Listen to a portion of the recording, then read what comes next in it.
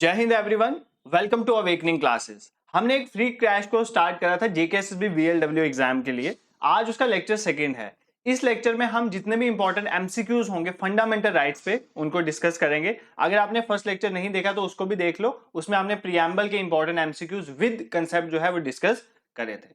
तो बिना time waste करे आज के इस लेक्चर को स्टार्ट करते हैं। The very first question is which of the following articles of Indian Constitution deals with law inconsistent with fundamental right। तो हमारे कॉन्स्टिट्यूशन का वो कौन सा आर्टिकल है जो डील करता है कि कौन से लॉज जो हैं इनकंसिस्टेंट है फंडामेंटल राइट्स के साथ। देखो, पहले हमें थोड़ा बहुत फंडामेंटल राइट्स के बारे में पता होना चाहिए, फिर इस क्वेश्चन पे हम आएंगे। देखो, फंडामेंटल राइट्स क्या हैं? फंडामेंटल राइट्स बेसिकली कुछ राइट्स हैं। These are the political rights. पहले आपने याद रखना है ये कौन से सेट ऑफ पॉलिटिकल राइट्स हैं जो सिटीजन्स को दिए गए हैं। अगर हम सिटीजन्स के कुछ राइट छीने जा रहे हैं, फंडामेंटल राइट छीने जाएंगे, तो हम क्या कर सकते हैं? हम कोर्ट में जा सकते हैं। कोर्ट इंस्ट्रक्शन देगा स्टेट को कि ये राइट जो है आप छीन नहीं सकते। ठीक है। अब क्वेश्चन यहाँ पे अराइज होता है, कई बार सेंट्रल गवर्नमेंट कुछ लॉज बनाती है। वो लॉज ऐसे भी हो सकते हैं जो लोगों के फंडामेंटल राइट्स को छीने। ठीक है। अगर मेरा कोई फंडामेंटल राइट है, जैसे मेरा एक फंडामेंटल राइट है right to speech and express, मैं कुछ भी बोल सकता हूँ, कुछ भी एक्सप्रेस कर सकता हूँ। बट अगर सपोज करो कल गवर्नमेंट कुछ ऐसा लॉ बना देती है जिससे आपका फ्रीडम जो है स्पीच और एक्सप्रेशन की उसको खत्म कर देती है, तो वो जो लॉ है वो लॉ इनवैलिड हो जाएगा। वो लॉ क्या हो जाएगा? इनवैलिड हो जाएगा। क्यों इनवैलिड हो जाएगा? क्योंकि जो भी लॉ हमारे फंडामेंटल राइट्स को छीनेगा उसको क्या कर दिया जाएगा? इनवैलिड डिक्लेयर कर दिया जाएगा बाय कोर्ट।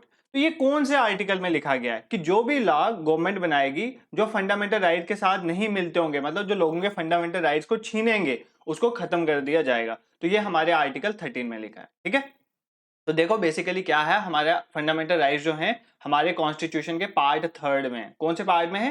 पार्ट थर्ड में। आर्टिकल 12 से लेके 35 जो हैं ये सारे क्या हैं? हमारे फंडामेंटल राइट्स हैं। इसमें जो आर्टिकल 12 है ये बताता है स्टेट क्या है। ठीक है। ये सब चीजें मैंने अपने लेक्चर्स में एक्सप्लेन करी। डिस्क्रिप्शन में आपको मैं लिंक डाल दूंगा, आप फंडामेंटल राइट्स के वो 3-4 वीडियोस देख लेना। फंडामेंटल राइट्स का कोई भी क्वेश्चन आपसे छूटने वाला नहीं है। तो आर्टिकल 12 में स्टेट बताएगी स्टेट क्या है। आर्टिकल 13 में यह बोला गया है कि स्टेट अगर कोई भी लॉ बनाती है, अगर उससे फंडामेंटल राइट्स छीने जा रहे हैं तो उस लॉ को इनवैलिड डिक्लेयर कर दिया जाएगा। तो आपका क्वेश्चन यही था, इसका आंसर हो जाएगा आर्टिकल 13। आई होप ये क्वेश्चन आपको समझ आया होगा। नेक्स्ट क्वेश्चन पे मूव करते हैं। The phrase equality before law used in Article 14 of the Indian Constitution has been borrowed from the Constitution of। देखो, इक्वेलिटी बिफोर लॉ जो हमारा आर्टिकल 14 है ना, आर्टिकल 14 है, उसमें एक वर्ड मेंशन है इक्वेलिटी बिफोर लॉ। अब पूछा ये जो इक्वेलिटी बिफोर लॉ है ये कहां से लिया गया? कौन से कॉन्स्टिट्यूशन से लिया गया? फ्रांस से लिया गया, ऑस्ट्रेलिया से लिया गया है, यूएसए से लिया गया, इनमें से एक से ज्यादा से लिया गया है, नन ऑफ द अबव। इसका आंसर हो जाएगा नन ऑफ द अबव। क्यों? क्योंकि हमने इक्वेलिटी बिफोर लॉ जो है वो कहां से लिया है? ब्रिटिश कॉन्स्टिट्यूशन से। तो ये आपने याद रखना है, इक्वेलिटी बिफोर लॉ कहां से लिया है? British constitution. देखो, दो कंसेप्ट है, एक है इक्वलिटी बिफोर लॉ, एक है इक्वल प्रोटेक्शन ऑफ लॉ। एक क्या है? Equal protection of law. तो ये दो कंसेप्ट हैं। जो इक्वल प्रोटेक्शन ऑफ लॉ वाला कंसेप्ट है ये हमने लिया है अमेरिकन कॉन्स्टिट्यूशन, तो ये आपने याद रखना है। बट जो इक्वलिटी बिफोर लॉ वाला कंसेप्ट है वो हमने कहां से लिया है? ब्रिटिश कॉन्स्टिट्यूशन से। ये आपने याद रखना है। अब ये कहां पर है? बेसिकली राइट टू इक्वालिटी में। आर्टिकल 14 से 18 ये जो फंडामेंटल राइट्स हैं ये किस में आ जाते हैं? राइट टू इक्वालिटी में। उसी में आर्टिकल 14 जो है उसमें इक्वालिटी बिफोर लॉ की बात की जाती है और वो कहां से लिया गया? हमने ब्रिटिश कॉन्स्टिट्यूशन। आई होप ये क्वेश्चन आपको क्लियर होगा। नेक्स्ट क्वेश्चन पे मूव करते हैं। Which among the following countries was the earliest to give women the right to vote?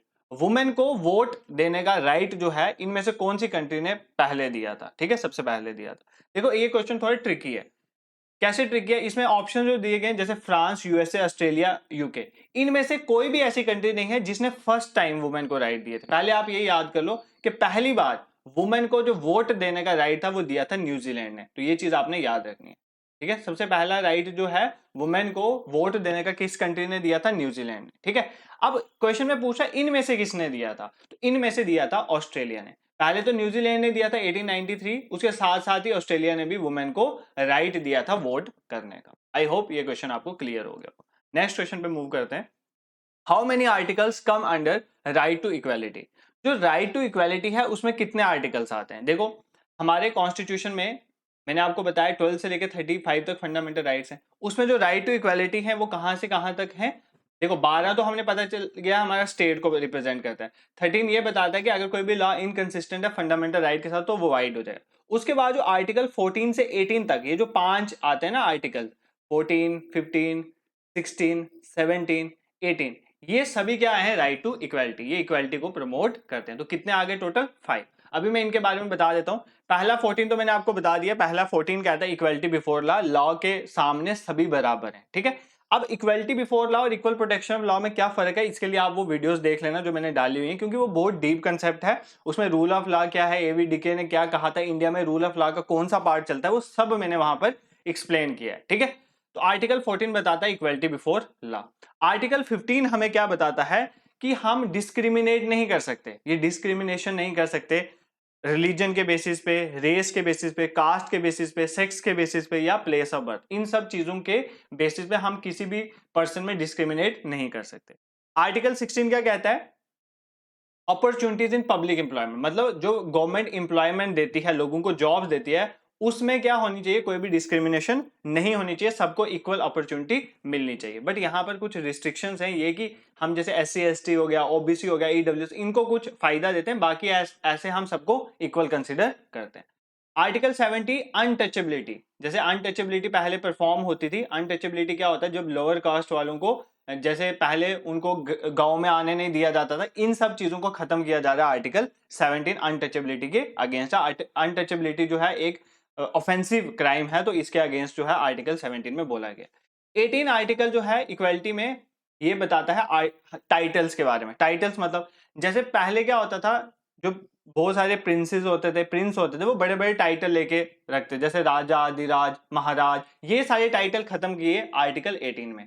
तो अब आप कोई भी टाइटल नहीं रख सकते, ठीक है, अपने नाम के पीछे कोई टाइटल नहीं लगा सकते। तो ये जो 5 हैं, ये 5 राइट टू इक्वालिटी में मेंशन है, तो ये क्वेश्चन आपने याद रखना, ठीक है। नेक्स्ट क्वेश्चन पे मूव करते हैं। Who among the following headed the 9-judge constitution bench that declare right to privacy as a fundamental right? देखो हमारा जो आर्टिकल 19 है ना, आर्टिकल 19 में हमें बहुत सारी फ्रीडम दी गई, उसमें बहुत सारी चीजें आती हैं। राइट टू लाइफ है, राइट टू प्राइवेसी है, right to having a good house, मतलब ऐसे लिविंग कंडीशंस अच्छी हुई, ये सब फंडामेंटल राइट्स में डाले गए। अब यहाँ पर एक 9 जजेस की बेंच बैठी थी जिसने ये बोला था राइट टू प्राइवेसी भी हमारा फंडामेंटल राइट है, कि हम अपनी प्राइवेसी, हमारी प्राइवेसी को कोई छीन नहीं सकता, अगर कोई छीन रहा है तो आप कोर्ट में जा सकते हो। तो इसमें जो 9 जजेस की बेंच बैठी थी, उसके हेड कौन थे, उसको कौन चेयर कर रहे थे, कौन हेड कर रहे थे, ये आपको बताना है। JS खेहर, दीपक मिश्रा, HJ कानिया और TS ठाकुर। तो इनमें से कौन सा आंसर है, JS खेहर।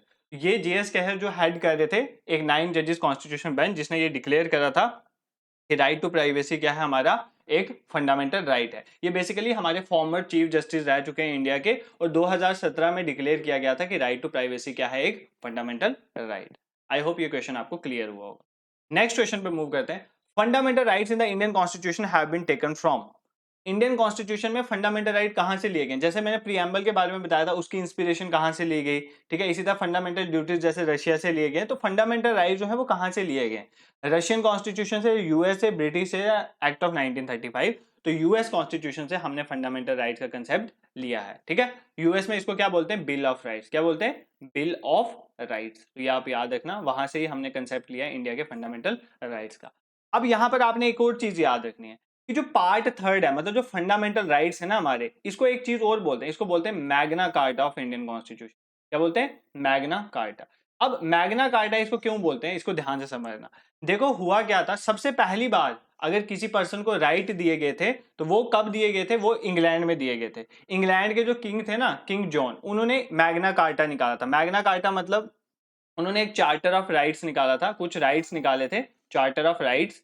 पहली बार लोगों को राइट्स दिए गए थे इसमें, और उसको बोला गया था मैग्ना कार्टा। इसीलिए इंडिया का मैग्ना कार्टा किसे कहा जाता है, फंडामेंटल राइट्स को, क्योंकि पहली बार जो चार्टर ऑफ राइट्स इंग्लैंड में निकले थे उसको भी मैग्ना कार्टा बोला गया था, क्योंकि वो पहली बार लोगों को राइट दिए जा रहे थे। तो इंडिया में जो पहली बार राइट दिए जा रहे हैं, that is in fundamental rights, इसलिए हम इसको Magna carta of Indian constitution भी कहते हैं। देखो ये जो स्टेटमेंट होती है ना, ये बहुत इंपॉर्टेंट है। किसको मैग्ना कार्टा बोलते हैं, कल मैंने आपको बताया था किसको इंस्ट्रूमेंट ऑफ इंस्ट्रक्शंस बोलते हैं, ठीक है। अब जैसे हमारा आर्टिकल 32 है जिसमें हम कॉन्स्टिट्यूशन रेमेडीज देते हैं, उसको heart and Saul of the Indian constitution बोलते हैं। तो ये चीजें डायरेक्ट स्टेटमेंट आपको एग्जाम में पूछी जाती हैं, ये चीजें आपको कवर होनी चाहिए, ठीक है। नेक्स्ट क्वेश्चन पे मूव करते हैं। Which one of the following categories of fundamental rights incorporate protection against untouchability as a form of discrimination. देखो अनटचेबिलिटी की बात हो रही है, सिंपल अनटचेबिलिटी एक डिस्क्रिमिनेशन है, ये हमारे कौन से फंडामेंटल राइट्स में आता है, ठीक है, कौन से फंडामेंटल राइट्स में आता है, राइट अगेंस्ट एक्सप्लॉइटेशन में आता है, राइट टू फ्रीडम आता है, कॉन्स्टिट्यूशन रेमेडीज आता है, या राइट टू इक्वालिटी में आता है। तो I have already explain to you, article 17 जो है वो अनटचेबिलिटी के साथ डील करता है और ये राइट टू इक्वालिटी का पार्ट है। तो आपने ये क्वेश्चन ध्यान में रखा, ठीक है। नेक्स्ट क्वेश्चन पे मूव करते हैं, ये इंपॉर्टेंट क्वेश्चन है। इन केस ऑफ इमरजेंसी, अगर स्टेट में इमरजेंसी, कंट्री में इमरजेंसी आ जाती है, उस केस में कौन सा पर्सन है जो फंडामेंटल राइट को सस्पेंड कर सकता है। सस्पेंड करने का मतलब, देखो आपके फंडामेंटल राइट्स हैं, ऐसी बात नहीं है, बट उस टाइम के लिए आपके फंडामेंटल राइट्स अप्लाई नहीं हो सकते। मतलब फंडामेंटल राइट्स में होता क्या है, देखो फंडामेंटल राइट जस्टिसिएबल होते हैं। जस्टिसिएबल होने का मतलब है कि अगर आपके फंडामेंटल राइट छीने जा रहे हैं तो आप डायरेक्ट सुप्रीम कोर्ट में चले जा सकते हो, आप हाई कोर्ट में अंडर आर्टिकल 32 आप सुप्रीम कोर्ट में चले जा सकते हो, आर्टिकल 226 आप हाई कोर्ट में चले जा सकते हो। बट अगर इमरजेंसी है तो इनमें से कौन सा पर्सन आपके राइट को सस्पेंड कर देगा, मतलब आप फिर ना सुप्रीम कोर्ट जा पाओगे अपने फंडामेंटल राइट्स के लिए, ना ही हाई कोर्ट जा पाओगे इमरजेंसी के टाइम में। तो prime minister, high court, president और सुप्रीम कोर्ट। तो इसका आंसर है प्रेसिडेंट। तो हमारे जो प्रेसिडेंट हैं वो इमरजेंसी के टाइम में हमारे फंडामेंटल राइट्स को सस्पेंड कर सकते हैं, ये आर्टिकल 359 में मेंशन है। तो आर्टिकल भी देख लेना, article 359 of the Indian constitution में ये चीज मेंशन है। नेक्स्ट क्वेश्चन पे मूव करते हैं, right to manage religious affairs come under which article of the Indian constitution. देखो अपने रिलीजियस अफेयर्स, देखो रिलीजियस अफेयर्स जो हैं, जितने भी रिलीजन के करस्पॉन्डिंग अफेयर्स है, वो सारे जो है वो कौन से आर्टिकल में आते हैं इंडियन कॉन्स्टिट्यूशन, ठीक है। देखो मैं आपको पहले क्लियर कर देता हूँ, right to freedom of religion, आपको रिलीजन की फ्रीडम है, वो आर्टिकल कौन से हैं, 25 से लेकर 28 तक। तो ये जो चार आर्टिकल हैं 25 से लेकर 28 तक, 25, 26, 27, 28, ये आपको फ्रीडम ऑफ रिलीजन देते हैं। जैसे फॉर एग्जांपल 25 आर्टिकल में ये बोला गया है कि आप अपनी मर्जी से अपना रिलीजन चूज कर सकते हो, उसको फ्रीली प्रोफेस कर सकते हो, कुछ भी कर सकते हो। आर्टिकल 26 इसी क्वेश्चन का आंसर है। आर्टिकल 26 आपको फ्रीडम देता है कि आप अपने रिलीजियस अफेयर्स खुद मैनेज कर सकते हो। देखो आप जितने जितने बड़े रिलीजियस इंस्टीट्यूट है वो अपने अफेयर्स खुद मैनेज करते हैं, तो आर्टिकल 26 में बोला गया। आर्टिकल 27 में ये चीज बोली गई है कि लोगों का पैसे, मतलब जो टैक्स हम गवर्नमेंट कलेक्ट करती है, उस टैक्स के पैसे से गवर्नमेंट किसी रिलीजन को प्रमोट नहीं कर सकती। फॉर एग्जांपल गवर्नमेंट चाहे मैं एक पर्टिकुलर रिलीजन जैसे हिंदुइज्म और इस्लाम, किसी पर्टिकुलर रिलीजन को प्रमोट करूंगी, तो अगर गवर्नमेंट चाहे तो वो हमारे टैक्स के पैसे से हिंदुइज्म को प्रमोट नहीं कर सकती या इस्लाम को प्रमोट नहीं कर सकती, ये आर्टिकल 27 कहता है। आर्टिकल 28 कहता है कि रिलीजियस जो इंस्ट्रक्शंस हैं वो क्या किसी एजुकेशनल इंस्टीट्यूट में दी जानी चाहिए या नहीं, किस तरह से दी जाएंगी, ये सारी आर्टिकल 28 में बताया गया। तो आपने याद रखना आर्टिकल 25 से लेकर 28 के बीच में जो भी आर्टिकल हैं वो राइट टू रिलीजन के साथ डील करते हैं, और right to manage religious affair कौन से आर्टिकल में आता है, आर्टिकल 26 में। मैंने आपको चारों एक्सप्लेन कर दिए। देखो मैं एक बार और आपको रिकमेंड करूंगा कि आप जो फंडामेंटल राइट्स में, मैं डिस्क्रिप्शन में डाल दूंगा वो वीडियोस के लिंक, फंडामेंटल राइट्स की 4 वीडियो हैं, उनको देख लेना। आपके एग्जाम में उससे बाहर क्वेश्चन आ ही नहीं सकता, क्वेश्चन फ्रेम ही नहीं हो सकता। एक्चुअली होता क्या कि हम जब एग्जाम में जाते हैं ना, हमने इन डेप्थ उसको पढ़ा नहीं होता, तो हमें लगता है ये क्वेश्चन कहाँ से आ गया। बट अगर आपने इन डेप्थ हर एक चीज पढ़ी है, जैसे इक्वलिटी बिफोर लॉ, आप सिर्फ इतना पढ़ के जाते हैं हम कई बार equality before law, equal protection law होता क्या, बट उसका मेन मीनिंग क्या है, जब तक वो नहीं समझ आएगा तो तब तक चांसेस होते हैं कि हमारे क्वेश्चन गलत होने के, ठीक है। तो एक बार वो वीडियोस देख लेना तो आपको कोई भी डाउट नहीं रहेगा। Next question, which part of the constitution has fundamental rights. तो कौन से कॉन्स्टिट्यूशन का पार्ट है जहां पे फंडामेंटल राइट्स के बारे में बोला गया है, part second, part third, part fourth, part four है। तो पार्ट थर्ड जो है हमारे इंडियन कॉन्स्टिट्यूशन का, वो किसके साथ डील करता है, फंडामेंटल राइट्स के साथ। I have already explain to article 12 से लेकर 35 इसमें कवर होते हैं। नेक्स्ट क्वेश्चन भी सेम है, fundamental rights come under which articles. Fundamental right कौन से आर्टिकल्स में आते हैं, आर्टिकल 12 से लेकर 35 के बीच में, ठीक है। नेक्स्ट क्वेश्चन पे मूव करते हैं, which one of the following is not true about fundamental rights. ये एक इंपॉर्टेंट क्वेश्चन है, ठीक है। यहां से मैं आपको कुछ चीजें एक्सप्लेन करूंगा, आपने नॉट ट्रू बताना है, ठीक है। 3 स्टेटमेंट यहाँ पर ट्रू होगी, एक ट्रू नहीं होगी, तो वो आपने क्लियर करना है। ये क्वेश्चन मांगता है इन डेप्थ नॉलेज, ठीक है। वो तो आपने स्टेटमेंट वाइज पढ़ ली है, ये आर्टिकल में ये है वगैरह, इस ऐसे क्वेश्चन में इन डेप्थ नॉलेज चाहिए होती है। देखो fundamental right justiciable in nature है, ये तो बिल्कुल करेक्ट स्टेटमेंट है, मैंने अभी आपको एक्सप्लेन करी, आप इसके लिए कोर्ट जा सकते हो। Second, fundamental rights in constitution are more elaborate than US's fundamental right, ठीक है। अब आपने अगर सिर्फ यही पढ़ा हुआ है कि फंडामेंटल राइट यूएसए से लिए गए, तो इस क्वेश्चन को आप नहीं कर सकते। इस क्वेश्चन में ये बोला कि इंडिया के कॉन्स्टिट्यूशन में जो हमारे फंडामेंटल राइट्स हैं, इंडियन सिटीजन के फंडामेंटल राइट्स, वो ज्यादा इलेबोरेट हैं देन यूएसएस फंडामेंटल राइट। तो ये बिल्कुल करेक्ट है, हमारे कॉन्स्टिट्यूशन में हर चीज इलेबोरेट है, हर चीज अच्छी तरह से इलेबोरेट की गई है, तो ये स्टेटमेंट भी करेक्ट है। थर्ड स्टेटमेंट में चलते हैं। Fundamental rights are meant for promoting the idea of social and economic democracy. Fundamental rights किस लिए है? सोशल और इकोनॉमिक डेमोक्रेसी को प्रमोट करने के लिए। इस क्वेश्चन में ना मुझे थोड़ा डाउट लग रहा है, इसमें अभी रुकते हैं, ठीक है। फोर्थ स्टेटमेंट में चलते हैं। Fundamental rights are essential for the overall development of individual. तो बिल्कुल फंडामेंटल राइट्स से इंडिविजुअल की ओवरऑल डेवलपमेंट हो रही है, मटेरियल, इंटेलेक्चुअल, मॉरल, स्पिरिचुअल। अब ये स्टेटमेंट गलत है। देखो फंडामेंटल राइट्स जो हैं वो सोशल और इकोनॉमिक डेमोक्रेसी को प्रमोट नहीं करते। मैंने अभी आपको बताया वो किसको प्रमोट करते हैं? पॉलिटिकल डेमोक्रेसी को, हमारे पॉलिटिकल राइट्स को प्रमोट करते हैं। तो इसका आंसर हो जाएगा ऑप्शन सी। सोशल और इकोनॉमिक डेमोक्रेसी को प्रमोट करने के लिए हमारी डीपीएसपीज हैं, जिसपे हम कल या परसों लेक्चर लाएंगे, ठीक है, उस पे एमसीक्यूज लाएंगे। तो डीपीएसपीज जो है वो सोशल और इकोनॉमिक डेमोक्रेसी को प्रमोट करते हैं। फंडामेंटल राइट्स हमारी पॉलिटिकल डेमोक्रेसी को प्रमोट करते हैं। ये चीज आपने याद रखनी है, ठीक है। नेक्स्ट क्वेश्चन पे मूव करते हैं।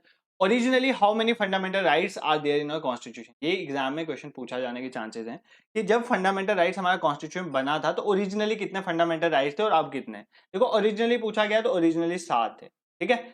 उसमें से एक हमने काट दिया। कौन सा काटा? Right to property. ये याद रखना, कौन सा काटा है? Right to property. इसको काटा तो अब कितने रह गए? अब 6 हैं, पहले कितने थे? 7 थे। अब राइट टू प्रॉपर्टी अगर हमने काट लिया, पहले ये फंडामेंटल राइट था, तो क्या अब ये राइट है? तो बिल्कुल अभी भी ये राइट है। बट अब ये कौन सा राइट है? अब ये लीगल राइट है। जो कॉन्स्टिट्यूशन राइट नहीं है, मतलब फंडामेंटल राइट नहीं है, तो क्या है? सिंपल लीगल सा राइट है। पहले ये कहाँ आता था? पहले आता था आर्टिकल 19 में, आर्टिकल 19 1F में आता था, याद रखना। अब इसको हमने कहाँ डाल दिया? 300A में। कहाँ डाल दिया? 3A। पहले ये पार्ट 3rd में आता था, मतलब फंडामेंटल राइट्स में आता था पहले। अब ये पार्ट 12 में आता है। किस में आता है? पार्ट 12 में। ये आपने याद रखनी है, कुछ चीजें आपके लिए बहुत इंपॉर्टेंट है। ये राइट टू प्रॉपर्टी डिलीट हो गया। कब डिलीट हुआ? तो किसी अमेंडमेंट के थ्रू ही डिलीट किया होगा। तो 44th अमेंडमेंट हुई थी, 44th अमेंडमेंट 1978, उसमें राइट टू प्रॉपर्टी को डिलीट किया गया था। पहले ये 19(1)(f) में आता था, 19(1)(f) में आता था, वहां से डिलीट करके इसको एक लीगल राइट बना दिया गया, आर्टिकल 300A में डाल दिया गया पार्ट 12 में। और कौन सी अमेंडमेंट से? 44th अमेंडमेंट एक्ट ऑफ 1978 में। आई होप ये क्वेश्चन आपको क्लियर हुआ होगा। अब देखो मैं आपको एक बार बता देता हूं कि अभी जो 6 फंडामेंटल राइट्स हैं वो कौन कौन से हैं, आपको एक बार पिक्चर क्लियर हो जाएगी। सबसे पहले आपको पता है राइट टू इक्वलिटी आ जाता है, राइट टू इक्वलिटी, जिसमें कौन कौन से आर्टिकल हैं ये तो मैं बहुत बार एक्सप्लेन कर चुका हूँ, 14 से 18 तक। उसके बाद अगर हम बात करें राइट टू फ्रीडम, जिसमें हमें डिफरेंट फ्रीडम दी गई हैं, जैसे हमारी freedom of speech and expression है, उसके बाद हमारी फ्रीडम ऑफ लाइफ है, ठीक है। ये 19 से लेकर 22 तक आ जाते हैं, ठीक है। Third is right against exploitation. किसी भी तरह की एक्सप्लॉइटेशन नहीं हो सकती। मतलब एक्सप्लॉइटेशन होने का मतलब कई बार क्या होता है, लोगों को फोर्स लेबर में लगा दिया जाता है, चाइल्ड को फैक्ट्रीज में लगा दिया जाता है, चिल्ड्रन को, उसको खत्म करने के लिए राइट अगेंस्ट एक्सप्लॉइटेशन, इसमें आर्टिकल 23 और 24 आ जाता है। उसके बाद राइट टू रिलीजन, ये मैंने आपको ऑलरेडी एक्सप्लेन कर दिया, फ्रीडम ऑफ रिलीजन वाले राइट्स हैं। ये कहां से कहां तक हैं? 25 से लेकर 28 तक। उसके बाद कल्चरल एंड एजुकेशनल राइट्स हैं हमारे 29 और 30, कल्चरल एंड एजुकेशनल राइट। और हमारा जो 32 है वो क्या है? Right to constitutional remedies. तो ये 6 राइट्स हैं, फंडामेंटल राइट्स अभी एग्जिस्ट करते हैं, ठीक है। पहले 7 थे, इसमें पहले क्या आता था? पहले हमारा आता था राइट टू प्रॉपर्टी, जिसको अब डिलीट कर दिया गया। तो right to equality, freedom against exploitation, right to freedom of religion, cultural education right और राइट टू कॉन्स्टिट्यूशन रेमेडीज, ये 6 फंडामेंटल राइट्स अभी भी एग्जिस्ट करते हैं। आई होप ये क्वेश्चन आपको क्लियर हुआ होगा। नेक्स्ट क्वेश्चन पे मूव करते हैं। 6 राइट्स गारंटीड बाय आर्टिकल 19। तो आर्टिकल 19 मैंने आपको बताया राइट टू फ्रीडम, उसमें 6 राइट्स दिए गए हैं, 19 के अंदर 6 राइट्स हैं, ठीक है। उसको सस्पेंड किया जाएगा ऑन द ग्राउंड्स ऑफ, अगर वॉर है, एक्सटर्नल एग्रेशन है, आर्म्ड रिबेलियन है, नन ऑफ द अबव। देखो हमारे जो आर्टिकल 19 है ना, उसमें 6 कौन कौन से राइट दिए गए हैं, पहले वो देख लेते हैं। आर्टिकल 19 क्या कहता है? राइट टू फ्रीडम, हमें फ्रीडम है। किस किस चीज की फ्रीडम है? स्पीच एंड एक्सप्रेशन, हम कुछ भी बोल सकते हैं। देखो इसमें रीजनेबल रिस्ट्रिक्शंस होती हैं, ऐसा नहीं कि आप कुछ भी बोल दो। अब आप नेशनल एंथम के अगेंस्ट बोल दोगे तो आप पे केस होगा, ठीक है। ये नहीं है आप कुछ भी बोल दो, मतलब आपको बोलने का हक है, बट कुछ रिस्ट्रिक्शंस भी हैं। तो right to speech and expression ये इसके अंदर आ जाता है, पहला पॉइंट, ठीक है। 6 चीजें हैं ना, पहले आ जाती है right to speech and expression. Second, आप पीसफुली असेंबल हो सकते हो। आप असेंबल होते हो ना किसी भी जगह, पीसफुली असेंबल होकर कुछ भी बोल सकते हो, प्रोटेस्ट कर सकते हो पीसफुल वे में, ठीक है, किसी एक पर्टिकुलर डिस्टाइंड प्लेस में जो आपको गवर्नमेंट अलॉट करती है। आप एसोसिएशंस बना सकते हो। देखो कितनी एसोसिएशंस बनती हैं, ट्रेड यूनियन वगैरह, तो ये सारी है कि आप एसोसिएशंस बना सकते हो। आप फ्रीली मूव करते हो through out the territory of India, आप इंडिया में कहीं भी जा सकते हो। ये नहीं कि आप इस पार्ट में नहीं जा सकते, उस पार्ट में। यह है कि ट्राइबल एरियाज में जाना मना होता है, बाकी आप फ्रीली पूरे इंडिया में मूव कर सकते हो। आप पूरे इंडिया में कहीं भी रिसाइड कर सकते हो, थोड़े दिनों के लिए भी। टेम्परेरी रिसाइड का मतलब है टेम्परेरी रह सकते हो, और सेटल भी हो सकते हो, ये भी आपको हक है, ठीक है, ये भी आपका फंडामेंटल राइट है। और आप अपनी मर्जी का कोई भी प्रोफेशन कर सकते हो, कोई भी ऑक्यूपेशन कर सकते हो, बट ये कि वो गलत नहीं होना चाहिए। ये नहीं कि आप स्मगलिंग में इन्वॉल्व हो जाओ, तो ऐसा नहीं है। कोई एक अच्छा प्रोफेशन कोई भी आप कर सकते हो, ये आपका हक है, ठीक है। तो 6 चीजें आर्टिकल 19 में बताई गई हैं। Freedom of speech and expression, assemble हो सकते हो, एसोसिएशन बना सकते हो, फ्रीली मूव कर सकते हो, किसी भी जगह रिसाइड और सेटल टेम्परेरी और परमानेंट जा सकते हो, और फ्रीडम टू प्रोफेशन भी है। अब ये सारे राइट्स जो हैं वो सस्पेंड किए जाते हैं, सस्पेंड किए जाते हैं ऑन अकाउंट ऑफ, जब क्या होती है, वॉर होती है, तब सस्पेंड किए जाते हैं। एक्सटर्नल एग्रेशन, बाहर से कोई वॉर, देखो एक होती है एक्सटर्नल एग्रेशन, एक होती है आर्म्ड रिबेलियन। एक्सटर्नल एग्रेशन का मतलब है अगर बाहर किसी कंट्री ने हमारे साथ वॉर में है। आर्म्ड रिबेलियन होता है जब जब इंडिया के अंदर से ही कुछ रिबेलियन खड़ा हो गया, दैट इज आर्म्ड रिबेलियन। तो इसमें से कौन से केस में ये 19 के जितने भी राइट्स हैं ये सस्पेंड हो जाते हैं, ठीक है। इस क्वेश्चन का आंसर आप मुझे कमेंट बॉक्स में दोगे। मैंने जब लेक्चर्स पढ़ाए थे, मैंने इस पोर्शन पे पर्टिकुलरली इंफेसाइज करा था, मैंने आपको चीजें ये बताई थी कि आर्टिकल 19 के राइट्स प्रेसिडेंट जो है उसी टाइम सस्पेंड कर देते हैं, मतलब वो ऑटोमेटिकली हो जाते हैं। जब कभी ऐसा केस आता है, इन तीनों में से एक ऑप्शन है, जब वो वाला केस होता है आर्टिकल 19 आपका ऑटोमेटिकली सस्पेंड हो जाता है। आपने मुझे इस क्वेश्चन का आंसर देना कमेंट बॉक्स में। जिन्होंने वो लेक्चर देखे होंगे they will easily answer this question, ठीक है। नेक्स्ट क्वेश्चन पे मूव करते हैं। Abolition of titles except military and academic. देखो मिलिट्री और एकेडमिक छोड़ के बाकी जितने भी टाइटल्स है वो सारे खत्म कर दिए जाएंगे, जैसे राजा, अधिराज, ये पहले टाइटल्स चलते थे, इनको खत्म किया जाएगा। ये कौन से आर्टिकल में है, ऑलरेडी एक्सप्लेन, आर्टिकल 18 पार्ट 14 से 18, राइट टू इक्वालिटी के बीच में ये आता है, ठीक है। नेक्स्ट क्वेश्चन पे मूव करते हैं। Prohibition of traffic in human beings and force labour. देखो अब जब ह्यूमन बींग्स का लेन देन होता है, जैसे वुमेन्स को सेल कर दिया जाता है, या फोर्स लेबर के वे में सेल किया जाता है, लोगों से जबरदस्ती काम करवाया जाता है, इसको खत्म करने के लिए हमारा कौन सा आर्टिकल है, आर्टिकल 22, 23, 24, 25। अगर आपने अभी थोड़ा लेक्चर ध्यान से देखा होगा, मैंने आपको बताया था राइट अगेंस्ट एक्सप्लॉइटेशन है 23 और 24। इसका मतलब 23 और 24 में कोई होगा आर्टिकल। 23 में बोला जाता है कि कोई भी ट्रैफिक अगर ह्यूमन बींग्स का व्यापार हो रहा है या फोर्स लेबर हो रही है, उसको क्या करना है, प्रोहिबिट करना है। और 24 में क्या बोला गया है कि चिल्ड्रन, बच्चों को फैक्ट्रीज में नहीं काम किया जाना चाहिए, उसके अगेंस्ट जो है ये आर्टिकल है, आर्टिकल 24। देखो यहां पर मैं क्लियर कर देता हूं, होता क्या है कि 14 साल से कम जो बच्चे हैं ना, 14 साल से कम वाले बच्चे हैं, उसको आप किसी भी फैक्ट्री में काम नहीं करवा सकते, किसी भी फैक्ट्री में काम नहीं करवा सकते 14 साल से कम। बट 14 साल से 18 की जो एज होती है, जिसको एडोलसेंट एज बोलते हैं, 14 से कम चिल्ड्रन होता है, 14 से 18 होता है एडोलसेंस एज। एडोलसेंस एज के बच्चों को आप फैक्ट्रीज में काम करवा सकते हो, बट वो हैजार्डस नहीं होनी चाहिए, मतलब ऐसा नहीं होना चाहिए जिससे उनकी हेल्थ को डैमेज हो। तो ऐसी फैक्ट्रीज में आप नहीं काम करवा सकते, बट 14 से 18 को बाकी फैक्ट्रीज में काम करवा सकते हो। 14 से नीचे तो आप कहीं भी काम नहीं करवा सकते हो, तो ये चीजें आपने याद रखनी। नेक्स्ट क्वेश्चन पे मूव करते हैं। Which of the following fundamental rights is available both for Indian citizen and foreigners. देखो हमारे कुछ फंडामेंटल राइट्स हैं जो सिर्फ इंडियन सिटीजन को मिले, और कुछ जो है इंडियन सिटीजन और फॉरनर्स दोनों को मिलते। इनमें से कौन सा दोनों को मिला है, इसका मतलब 3 सिर्फ सिटीजन के होंगे, एक ऐसा होगा जो दोनों को मिला, सिटीजन भारत के नागरिक को भी मिला है और फॉरनर्स जो भी है उनको भी मिला। आर्टिकल 16, 19, 28, 29। तो गेस करो, पहले आपको इन सब आर्टिकल्स के बारे में थोड़ा बहुत पता होगा, तो तभी आप इसका आंसर कर पाओगे। आर्टिकल 16 ये कहता है कि पब्लिक एम्प्लॉयमेंट में इक्वल अपॉर्चुनिटी होनी चाहिए। क्या होना चाहिए, पब्लिक एम्प्लॉयमेंट में इक्वल। एक सेकेंड रुको। आर्टिकल 16 कहता है कि पब्लिक एम्प्लॉयमेंट में इक्वल अपॉर्चुनिटीज होनी चाहिए, मतलब जॉब में इक्वल अपॉर्चुनिटीज मिलनी चाहिए। क्या आप फॉरेनर्स को जॉब में इक्वल अपॉर्चुनिटीज दोगे, ऐसा तो नहीं होगा ना, ये तो नहीं हो सकता, ठीक है। आर्टिकल 19 क्या होता है, आप असेंबल, अभी हमने देखा असेंबल करो पीसफुली, एसोसिएशंस बनाओ, तो आप क्या बोल रहे हो, फॉरेनर्स को इंडिया में एसोसिएशन बनाने दोगे, ये भी अलो नहीं किया जाएगा इंडियन और फॉरेनर्स में।